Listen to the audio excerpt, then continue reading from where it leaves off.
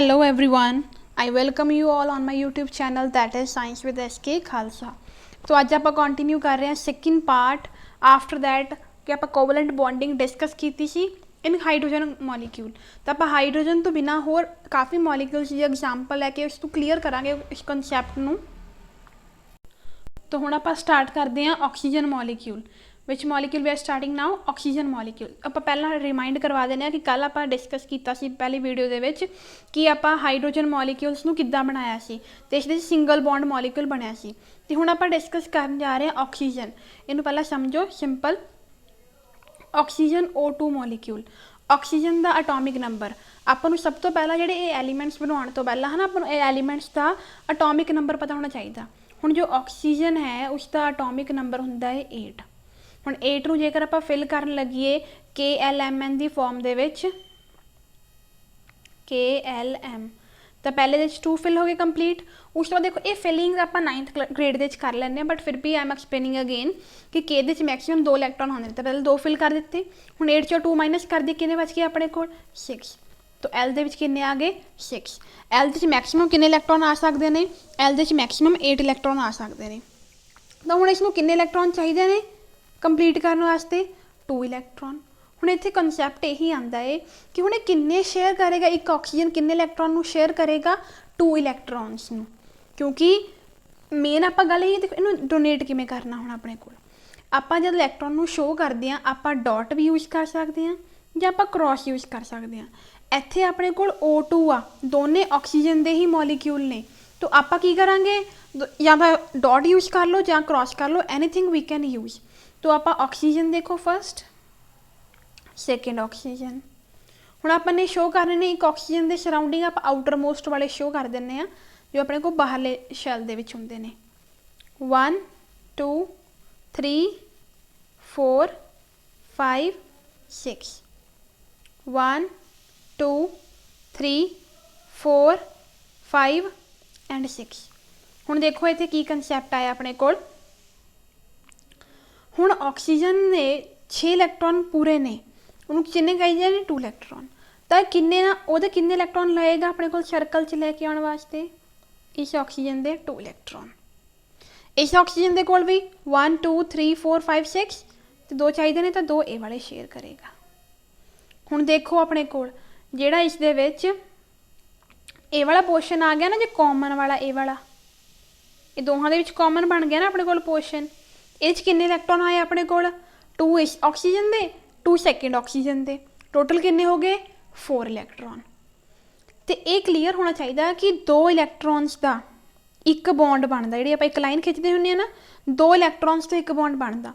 हुण इत्थे आपको किन्ने इलैक्ट्रॉन्स आ गए 4 इलैक्ट्रॉन्स तो कितना बॉन्ड बनेगा अपने को इत्थे किन्ने बॉन्ड बनणगे ऑक्सीजन ऑक्सीजन दे विच इहनूं आपां जे शो करन लगिए तो किद्दां शो करांगे ऑक्सीजन ऑक्सीजन विच कितनी सॉलिड लाइन्स पावांगे 2 सॉलिड लाइन्स। ये क्लीयर है सब नूं कि ऑक्सीजन का मॉलिक्यूल आपां किद्दां ड्रॉ कीता।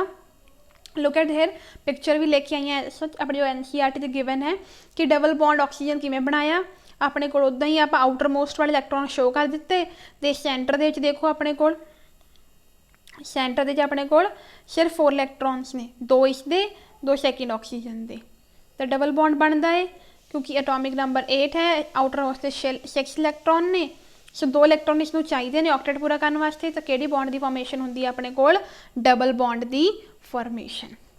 तो ये ऑक्सीजन क्लीयर है। चलते हैं नैक्सट पार्ट के उत्ते इस तो पहला सिंपल ट्रिपल नाइट्रोजन वाला समझते हैं।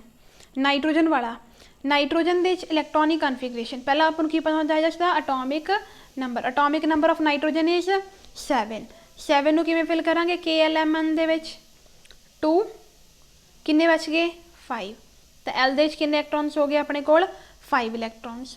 हुण आपां 8 पूरे करने वास्ते आपां किन्ने ऐड करने चाहिए ने 3 इलैक्ट्रॉन्स तो 3 इलैक्ट्रॉन्स की होणगे इसदे शेयरिंग दे विच होणगे। तो हुण देखदे हां उसनूं किवें लिखांगे आपां रिप्रजेंट किद्दां करदे हां। लुक एट हेयर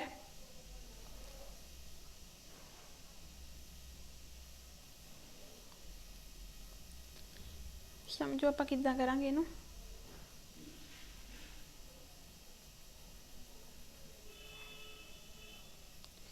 एक मिनट इरेज कर देवां, इसनूं क्लीयर कर देवां, ब्लैंक स्लाइड लैने आ। हाँ जी, हुण आपां गल करते सी नाइट्रोजन की, है ना, N2 मॉलीक्यूल की। आपां डिस्कस कर चुके हैं कि नाइट्रोजन है, सेकेंड नाइट्रोजन है, नाइट्रोजन के कोल कितना 7 इलैक्ट्रॉन्स, तो 2 ते 5 की फॉर्म दे विच फिल ने, तो 5 ने। आपां हुण शेयरिंग कितनी करवाउणी आ, 3 इलैक्ट्रॉन चाहिए ने ना, तो आपां सेंटर दे विच, सेंटर वाली साइड ते 3 इलैक्ट्रॉन शो कर ले, 3 हो गए, किन्ने रह गए अपने कोल, 2 होर रह गए, 5 बन गए। सिमिलरली आपां इस दे भी शो कर लांगे 1 2 3 4 एंड 5।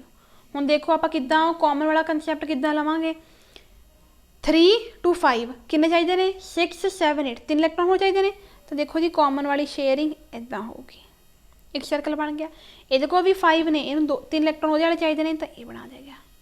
हुण देखो अपने कॉमन सर्कल जो अपना ये वाला सेंटर वाला पोर्शन है, इत्थे अपने कोल किन्ने इलैक्ट्रॉन्स कॉमन ने अंदर, देयर आर 6 इलैक्ट्रॉन। हुण आपां नूं ये गल क्लीयर है कि 2 इलैक्ट्रॉन्स तो एक बॉन्ड बनता है। ये देखो इन्होंने मिला दिता, इनू मिलाया, इनू मिलाया, तो नाइट्रोजन के आपस किन्ने बॉन्ड बन गए 3 बॉन्ड। इनू की कहने आपां, we can call this as a triple bond. की कहने इसनूं आपां ट्रिपल बॉन्ड। आई होप सब नूं क्लीयर होया होगा। आपां हुण कीता है ऑक्सीजन का डबल बॉन्ड ते नाइट्रोजन का ट्रिपल बॉन्ड। तो नैक्सट पार्ट दे विच आपां कवर करांगे हैट्रो एटम दे नाल, मतलब एक एटम अलग दूसरा एटम अलग, तो फिर उत्थे आपां डॉट ते क्रॉस का कंसैप्ट यूज करांगे। Thank you for watching, I hope you like this video.